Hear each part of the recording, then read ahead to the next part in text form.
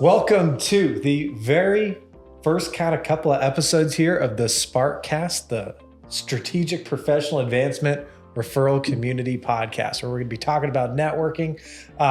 Let's each introduce ourselves. So we'll have our guests introduce ourselves first. So PJ, please introduce yourself, about a minute. Let us know kind of a little bit about your background and what you're doing right now in this season of life. Well, Davin, I've been networking as a nutritionist in my past life, and now I'm in a new life, starting all over again as an award-winning public speaker. And I'm also the membership coordinator, I call it, but he calls me the membership ambassador for the Ultimate Speaker community, and I help elevate other people's public speaking skills. Awesome. Rock on. So I'm your host, Davin Sundvik. I've been in the real estate industry for quite a while now. So I consider myself a real estate entrepreneur, helping business owners and personal people just kind of build their real estate portfolios or just kind of build their home, whatever is going to kind of help them in the next season of life there. So with that being said, so in each of our roles, like we don't sell a tangible product, right? Like we are in the business, we are in the people business, right? In the service industry. And so when did you first realize that networking was going to be important for growing your business? Well, when I first started my nutrition business, raising my two daughters practically by myself, that was 2000. When I first started networking was probably 2004, I want to say. Okay. So it's been a good 20 years. Yeah. And, I was with an organization for 12 years that I helped build a chapter. We started with 5 members and it ended up being like 37, 38 members. Wow. Okay. And that was very exciting. I grew up so much as a business person, as an individual, because I saw the importance of relationships in community. Yeah. And so of those, so you said 2004, so 20 years ago. So of those 20 years, has social media replaced networking, or is networking still more important than it's ever been? Well, at my age, anything that I can do in person is still way better for me. Yeah. Because I'm not used to doing everything online. I'm in my 60 years old, 61. And you don't look it. and I never even saw a phone or a computer till I was like 34 years old. So a lot of the social media stuff can be a little overwhelming. But it's also doesn't build relationships the same way that face-to-face does. Absolutely. No, I definitely agree. It's one of those things I think. So on the opposite side, sometimes people think that young people, oh, you were born with a phone in your hand practically, you have to use it. It's like, you know what? Sometimes you learn that you really can't replace just being in person with people, so that's really cool. So what would you say is the most important lesson that you've learned about networking? Like, what's the biggest thing that you've learned that you didn't know before you started networking? Well, I think the most vitally important thing that I've learned that everybody needs to learn about networking is that it's not about me. That it's about how to help that other person, how to figure out who they need to be connected to. And then everything works out for me and my business. Somebody else is out, in the background thinking about me. But generally, that's the biggest thing is people can't come to networking to sell. It's not net selling. It's networking. It's networking. It's spreading a net with people hopefully you can work with. Exactly. And like you said, showing up for other people. And sometimes that also means realizing that you can't help that person today or that they can't help you today, right? Sometimes you're building a relationship and it's not until years later where suddenly there's more connections or more possibilities that are able to be, had there. Right. So no, that's what's really interesting is from the time that I was with that other group and then I took sabbatical, my business, everything, life shifted. I wasn't networking for quite a while. And then coming back to networking, seeing how the relationships I had built back then are still so solid and still so important and still so connected. It was really amazing to me. Absolutely. And you never really lose those impressions. And I think that's why, so I lead a young men's group, like a young men's Bible study. And I tell those young men, I'm like, look, first impressions matter, because you never know when you're like 20 years down the road and you're like, somehow I remember that person 20 years ago, but I've never seen him since. But it's that first impression. You made something, right. Either you made a good first impression or you didn't, and that person really did, or vice versa, right? But you still remember them, and then maybe you can do business with them because of that connection. Right in the past. Well, right? What I love is not just bringing a referral for one person. Like I shared the other day, last week at our teachable moment, is that when I bring a guest to our group, I feel like I'm bringing a gift to everybody. Yeah. Because that person can be a source of referrals to many people, not just one piece of business for one person. Exactly. And not to mention, it elevates them. It gives them a platform to meet other people for themselves and for their business, not just to, pawn them off to here, meet all my friends and see what, but for them as well, Absolutely. Absolutely. Do you have any questions, any topics about networking that you want to discuss before I kind of start talking a little bit more about your business and what you're doing right now? Well, the other thing that comes to mind is the other thing I shared, and I know you have a new baby, so you didn't get to be there.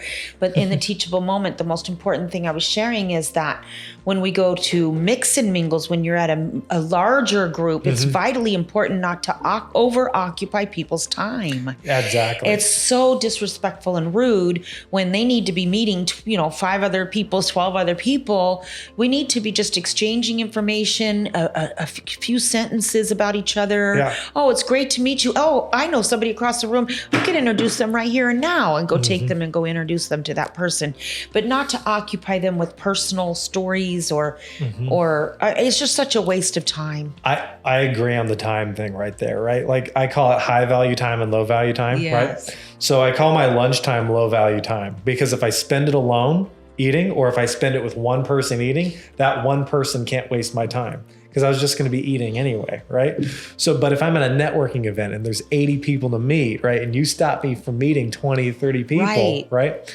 Now, I'm not one of those people who goes into a room and meets 20, 30 people and builds 20, 30 connections. I wish I was. Right. My goal when I go to a networking group, I call it the one cool person rule. Like if you can walk away being like, you know what, like I would drink a beer with that person. I would go golf with that person. For me, it's fishing. If I'd go fishing with that person, that's a win. Right. And so, sometimes having those little goals kind of keeps you on track of like, oh, let me not waste my time. Let me make sure, and by not wasting my time, I'm not wasting other people's time too. Right.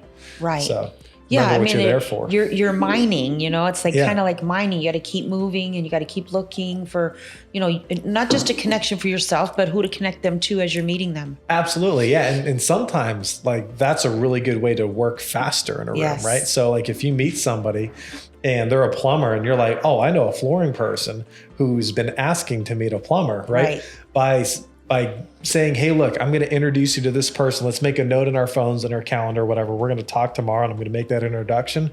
It kind of gives you a really clean break in that conversation to be like, look, talk to you tomorrow, right? And then you're not like leaving them hanging. Like you're ending on a very clear note. Yeah, I'll be sure to get back to you. Yeah, exactly. Versus like the conversation trails off and you're just standing there awkward and you're like, well, you got the drink in your hand or whatever, right? Exactly. Yeah. So you talked a little bit about your business earlier, how you're one of your roles, you're a public speaker, but you're also helping coach and teach other public speakers, right? Well, not actually coaching and teaching. I'm recruiting them from my coach. Gotcha. I'm not to the place where I can coach people yet. But through your coach, you're an ambassador of coaching. Okay. Yes, so I'm recruiting students. You're recruiting students, right? And so do you see these students coming in and having a need to network? Like they don't have a big enough network yet? A lot of people who can't speak have a hard time meeting people anyway. True. Yeah. So yes, they need the network. They need to be connected, and they need to learn to stop doing one of three things. I have narrowed it down. Most people, you go to a networking event, you'll find that they either ramble, mumble, or fumble. So my theory is that everybody's stories are someone else's survival guide. Gotcha. Yeah. And that's why I decided to be the ambassador to help recruit, is because so many people out there need to be networked to community.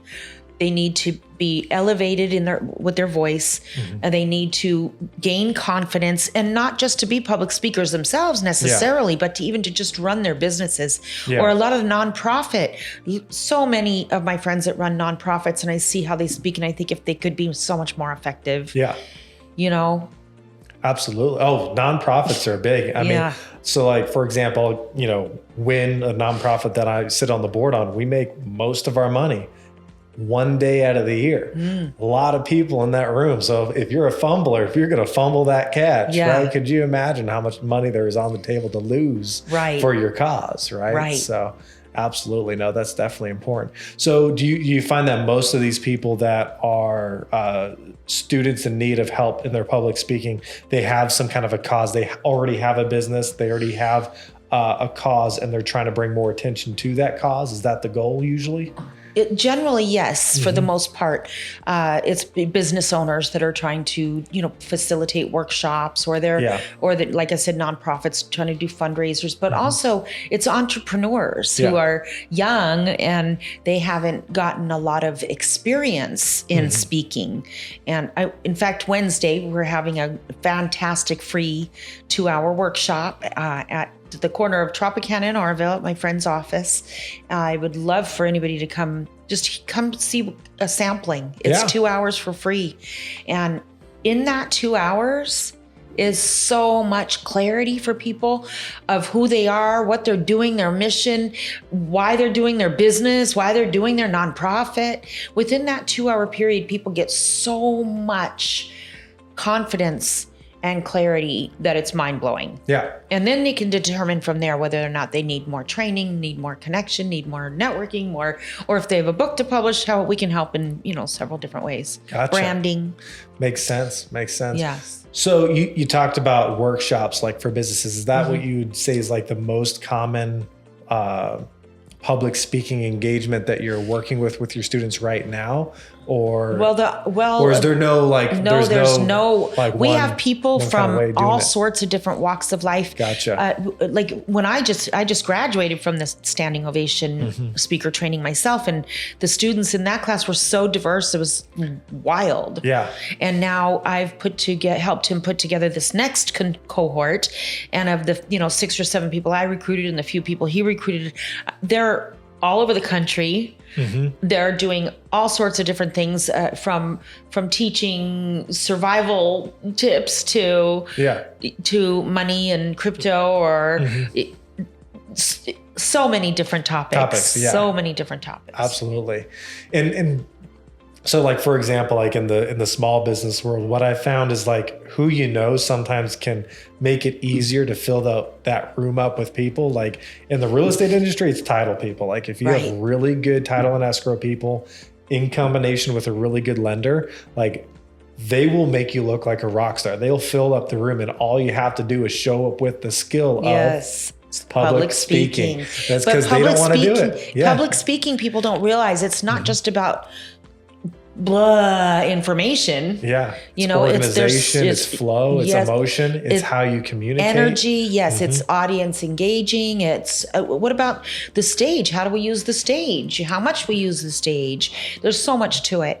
Even like he taught us that someone can be on the stage prior to me, and if I am not present and being engaged, the kind of audience I would want for myself, I wouldn't see where they went and where they spoke on the stage. And they may have had a horribly sad and negative part of their talk that they gave at this part that I'm staying in for mine, and wondering why it's not, my talk isn't grasping, isn't engaging, isn't captivating. And sometimes, just simple things like that we can overlook. Oh, absolutely. And I mean, you can put the best speech together and just say it in front of the wrong audience, and it doesn't connect. I have to correct you right here, because we teach people no more stinking speeches. Oh, really? We're sharing messages. We're sharing stories. Gotcha. Stories. Messages. Yeah. We're turning your mission into a message. We're turning your pain into purpose. We're turning your story into someone else's survival guide.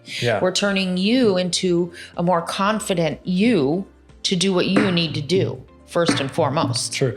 But even a story, if it's spoken in front of the wrong audience, like you're not going to ever connect, right? Right. So, knowing who your audience is really key. So how do you know your audience before you go up to public speak? What's like your process for like, how do I know who's going to be there? Right. Well, like today, I just got an invite to come speak on a live event stage. And the first thing I asked is, oh, who's the audience? That's the first question. Yeah. I always make sure I find out right up front, what are their needs?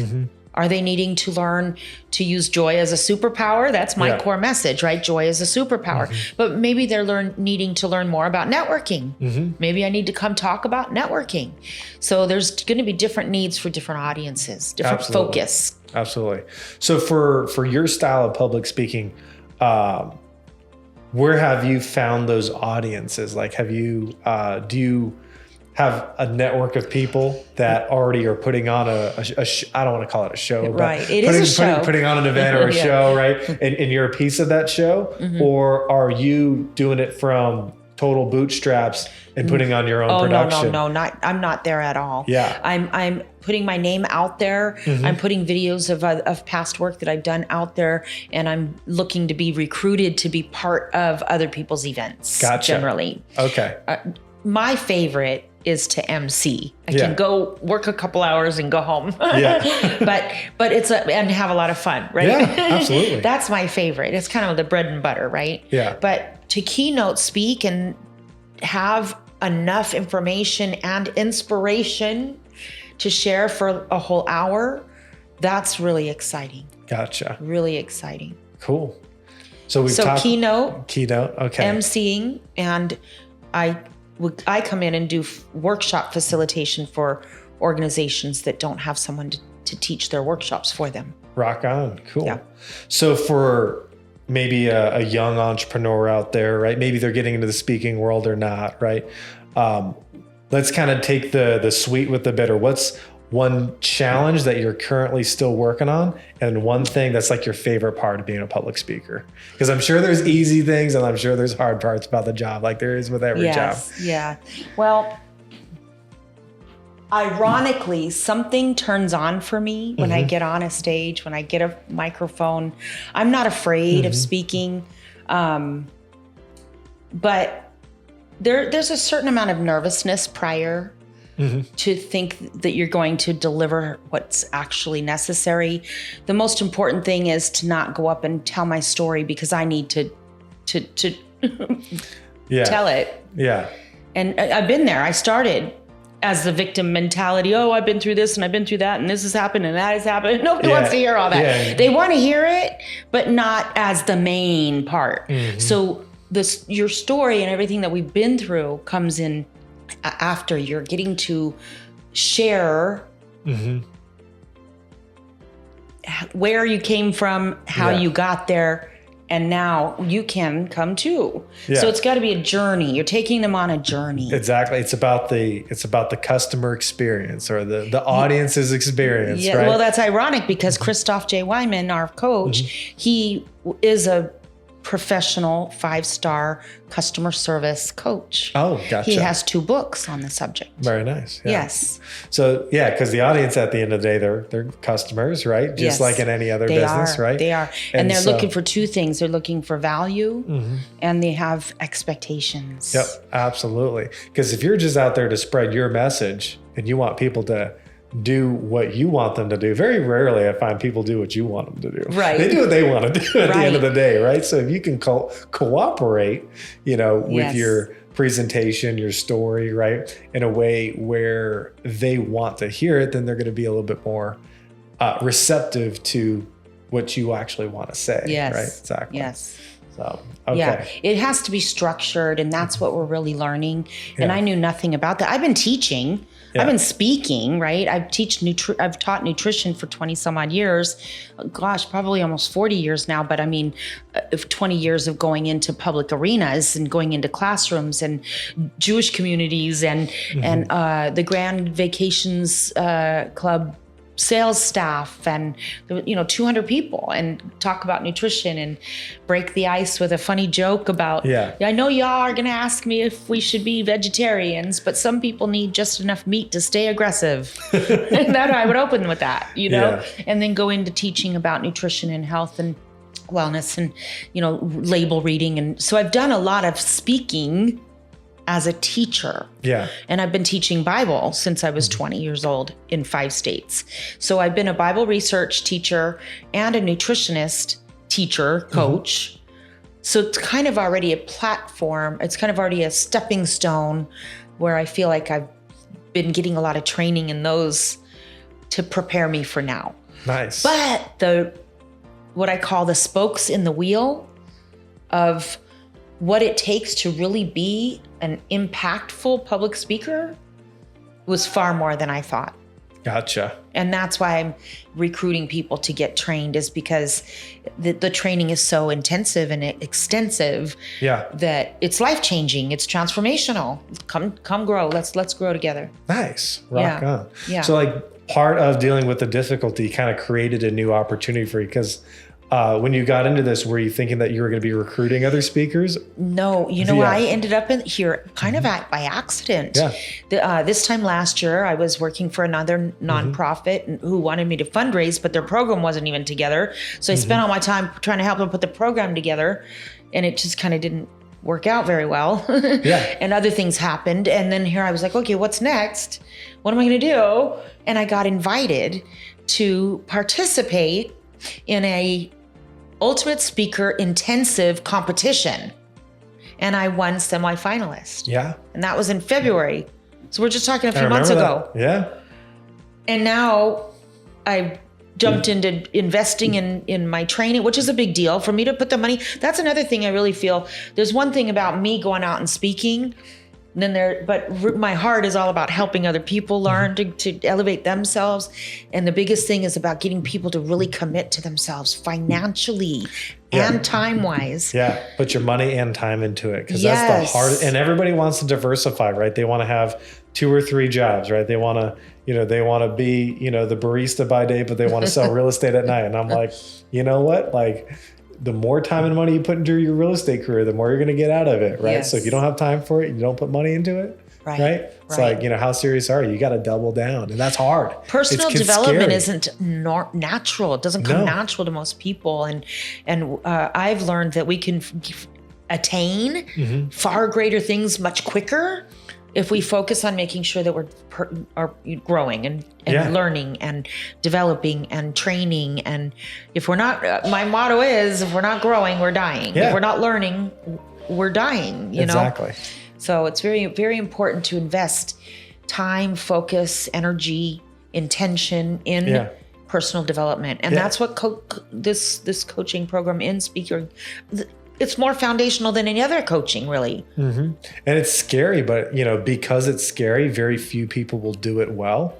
And so that's kind of what pays the best dividends, is investing in yourself. Well, they say, from what I'm looking into now, it's like public speakers are the ones making the most money. It's like, okay, this time next year, thank you, Lord. Whether you're public speaking on a real stage with a real audience in person, or you're public speaking on YouTube and you get 1 million views, either one, right? People will actually want to pay for that, right? So, wrapping up here, because I know we've got a little bit of time left. What is kind of one thing that you've maybe learned from just even talking on this podcast, or just something that you've realized over the last 20 minutes about networking, and something that you just want to share with the audience before we wrap up here? Wow, that's a loaded question. I know. What did I learn about? Well, it's kind of hard. It's been doing it for so long. But that 1 million view hits thing on YouTube you just said, that was like, ding, ding, ding. Yeah. Because I don't think that way. My mind doesn't think that way about the electronics and the social media and so maybe all adding a platform to something you're already doing, right? Yes. Maybe I'm thinking about starting my own podcast. I'm not thinking about it. It is probably actually going to happen. Okay. Rock on. Well, hopefully I can be a guest on your podcast. Yeah, absolutely. Maybe, just maybe. Absolutely. One thing, PJ, that I got out of this is that you can't really assume anything about anybody's journey. Like I tried to make the assumption like, oh, are you guys talking mainly to business owners? You're like, no, every walk of life, right? Right. And so you always have to clarify things. Like when you're networking, when you're meeting new people, like you might think you're meeting a graphic designer, but you don't realize that they're doing graphic design in a totally different way. Right. Or you might be thinking you're meeting a public speaker, you're like, okay, they talk on a stage, right? But like, no, there's different kinds of public speakers. So many different right? avenues, yes. And so when you're meeting people, you got to kind of dive deep, a little bit deeper than what you would think, you know? So that's one thing I got out of this podcast. Wonderful. So thank you, PJ. How can people get in contact with you if they want to meet you, if they want to get to know you, and maybe they want to learn more about public speaking from somebody who is a damn good public speaker? Damn good. I love that. He used my motto, dynamic, articulate, magnetic. That's what DAM stands for. Mm-hmm. But say your question again. So how can people get in contact with you if they're looking to meet with you, looking to get more knowledge about public speaking? StandingOvationMasterclass.com is where you can see about the preview and about the free workshops that we do to just get your feet wet. Mm-hmm. See if it's something that you need or want to develop for yourself. And that's a great place to start. But me personally, you can reach me on Facebook. I am PJ Belanger, Belanger. There is an R on the end, even though you don't hear it. Belanger. Facebook and then also I am on Alignable. I'm on, Instagram. I'm on, what do you call it? LinkedIn. There you go. You got to be on the LinkedIn. I'm on LinkedIn. It's the professional and I have it updated. I don't have a website yet for speaking, and that's next. That's coming. Awesome. I'm in the works. Coolio. So how the listeners can get in touch with me, Davin Sundvik, is just by going to davinsundvik.com. My email's on there, phone number's on there. I own the business. So all the contact information is mine. So anybody interested in real estate, purchasing or selling residential or commercial businesses, something I'm adding to my portfolio here. We're helping out small business owners in their retirement, helping them sell their business, and young business and young entrepreneurs buy an already existing business. So that's coming out here soon. Wow, you'll want to be at our networking event, the class we're doing Wednesday night. On Wednesday? It's a whole group of called Business Baddies. And what time is it? What time? 6 to 9. We're going to do a little networking, 2 hours of training, and a little close out. I'll have to check my calendar. I've got a little daughter who is very demanding of my time. But if I can make it, I'll be there. Sure. So awesome. With that being said, you've been watching the Sparc podcast, otherwise known as the Sparkcast. Thank you for watching, and have a great day. Thank you. Thank you, PJ. See you all.